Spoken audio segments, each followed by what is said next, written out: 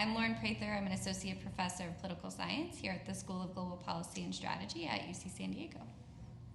Monitors and Meddlers, our book, asks the question, do foreign interventions affect local trust in elections?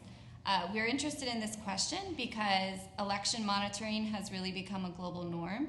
Countries send teams of international election monitors to monitor other countries' elections, but we're not really sure whether they actually improve people's confidence in elections.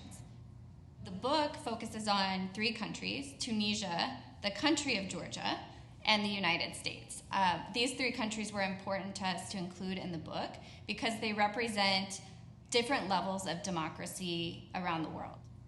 Individuals that voted for the winning candidate or party are ecstatic about the election and believe that it's incredibly trustworthy and that it absolutely reflects the will of the people, so they have extreme confidence in the election.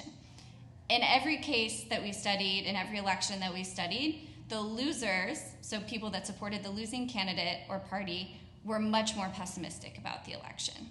And one of the things that we say in the book is that the effects of international actors, their interventions on elections, are much more concentrated among losers.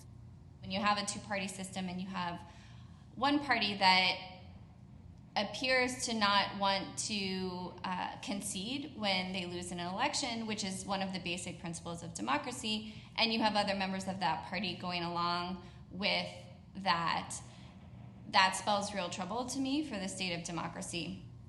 One thing that worries me about the upcoming midterm elections and then also the presidential election is that in the United States, there are organizations that are trying to build up partisan monitoring groups. And in my view, these partisan monitoring groups may be actually skewing more towards meddling than they are as true monitors of elections for a free and fair electoral process. Americans' confidence in elections is decreasing. This is something that we can see in the aggregate, but we were also able to identify that trend among the same individuals over time.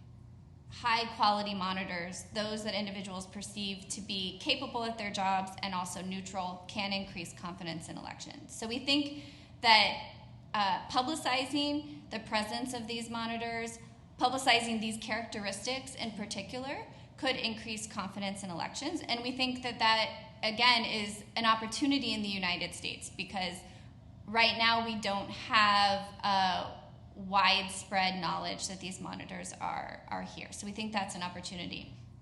What, to me, will save U.S. democracy is if we can have a more regular democratic process in the next election and the next presidential election and going forward, where we see candidates lose and concede and then rebuild their efforts and fight again in the next election.